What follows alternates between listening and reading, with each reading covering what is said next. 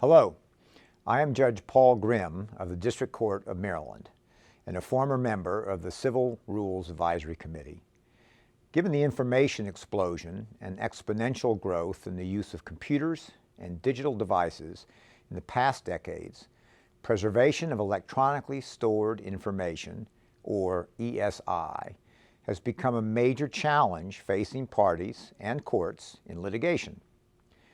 Part of the challenge arises from the sheer volume of information that parties must review and produce in litigation. Another part arises from significant splits within the circuits regarding the consequences of a party's failure to preserve ESI.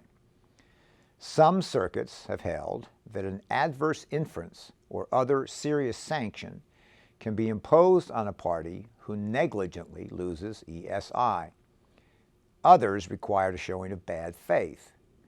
It's this uncertainty that has caused many parties to incur significant costs and burdens by over-preserving ESI out of a fear that its loss might, in hindsight, be viewed as negligent, potentially subjecting them to very serious litigation sanctions on the basis of negligence alone.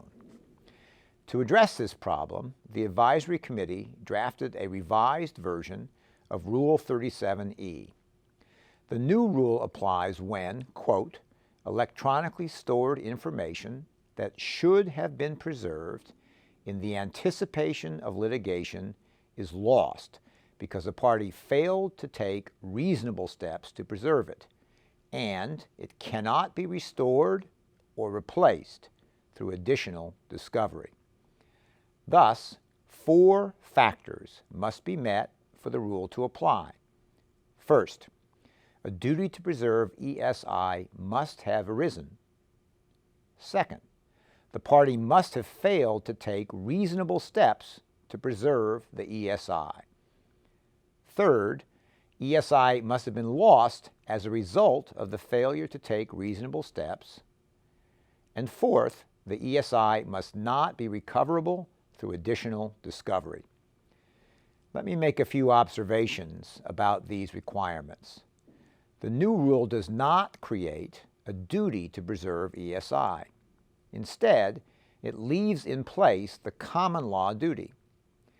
Federal cases uniformly hold that a duty to preserve relevant information arises when one reasonably anticipates litigation. In resolving ESI issues, courts may be called upon to decide whether a duty to preserve ESI arose and when it arose. Because the rule incorporates the common law duty, courts should look to existing case law in resolving these questions. The Advisory Committee note to the new rule also provides some helpful guidance on this issue. The former version of Rule 37E provided that, absent exceptional circumstances, sanctions under the federal rules could not be imposed on parties for failing to preserve ESI lost as a result of the routine, good faith operation of an ESI system. It sought to create a safe harbor of sorts for the routine and good faith operation of ESI systems. The new rule takes a different approach. It applies only when a party has failed to take reasonable steps to preserve ESI after a duty to preserve has arisen.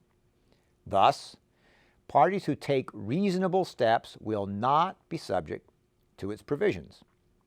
The Advisory Committee note states that the rule calls for reasonable steps, not perfection, in efforts to preserve ESI. If ESI is lost because of reasons beyond the party's control, the rule does not apply.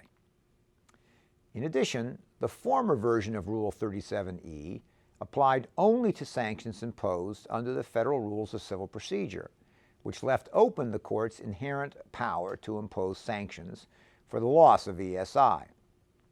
Because the new Rule 37E is designed to create a uniform national approach to the loss of ESI, the committee note stresses that it forecloses reliance on the inherent authority to impose consequences for the loss of ESI. Finally, The rule applies only if the lost ESI cannot be restored or replaced through additional discovery. This requirement is included because, as you know, ESI is ubiquitous and often can be found in many locations. Before imposing measures for the loss of ESI, courts should first determine whether the ESI can be restored or replaced through additional discovery. This might include ordering discovery from sources that otherwise would be regarded as inaccessible because of excessive cost or burden, such as restoring or searching backup tapes.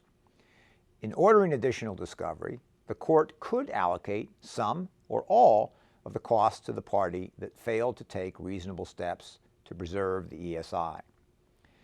If the additional discovery succeeds in restoring or replacing the lost ESI, then the rule would not permit any further actions to be taken against the party that failed to preserve it. If, however, there has been a failure to preserve ESI that should have been preserved under the common law duty, the party failed to take reasonable steps to preserve it, the ESI is lost as a result of that failure, and it cannot be restored or replaced through additional discovery, the new Rule 37E applies. Rule 37E1 then provides that if the opposing party has suffered prejudice from the loss of the information, the court may take measures no greater than necessary to cure that prejudice. The measures, in quote, allowed under this provision are not specified in Rule 37E because the intent is to preserve broad trial court discretion to determine what measures are needed to cure the prejudice. Some examples identified in the advisory committee note include ordering that specific evidence may not be introduced by the party responsible for the loss of the ESI, allowing the party prejudiced by its loss to introduce evidence or make argument to the jury regarding the effect of its loss, or giving instructions to the jury to assist them in evaluating the evidence introduced or arguments made regarding the loss of the ESI. In summary, Rule 37E1 allows a court great flexibility in ordering measures to address a party's failure to take reasonable steps to preserve ESI, subject to 3 limits. First, the court must find that the loss of the ESI resulted in prejudice to an opposing party.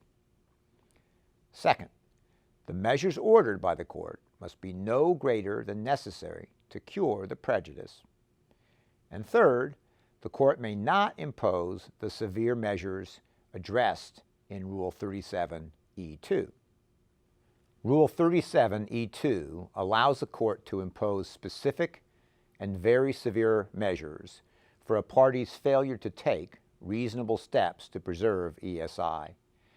It provides a uniform national standard that replaces the prior conflicting circuit standards and rejects those that allowed sanctions based only on negligence or gross negligence.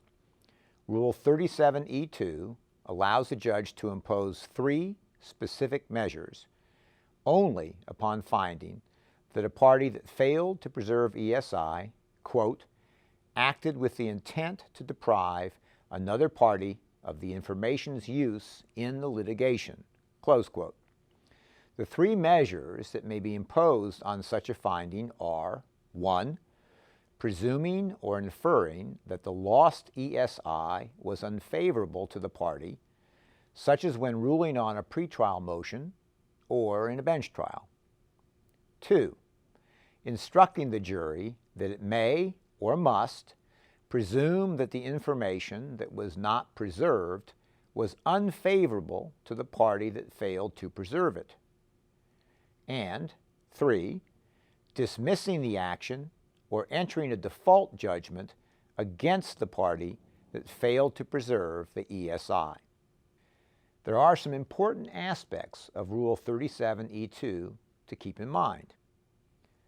First, unlike Rule 37E1, there is no requirement that the court find that the loss of the ESI resulted in prejudice, because prejudice may be inferred from the party's intent to deprive another party of the use of the ESI in the litigation.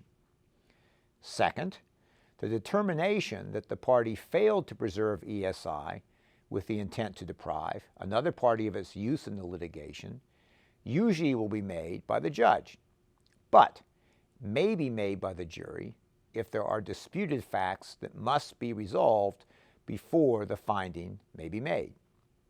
And third, even though Rule 37E2 permits imposition of severe measures when there is intent to deprive another of the use of the ESI in the litigation, the judge is not required to impose any of those measures listed in subdivision E2. The remedy imposed must fit the wrong to be redressed. ESI presents unique challenges to courts and civil litigation. Those challenges will continue to grow and will affect all parties to civil litigation. Plaintiffs and defendants, large entities and small, sophisticated IT consumers, and everyday users of cell phones and social media. We hope that the revisions to Rule 37E help courts in addressing these problems by creating a uniform rule that addresses failures to take reasonable steps to preserve ESI, by giving clear guidance to litigants and courts as to what must be done in response to the loss of the information.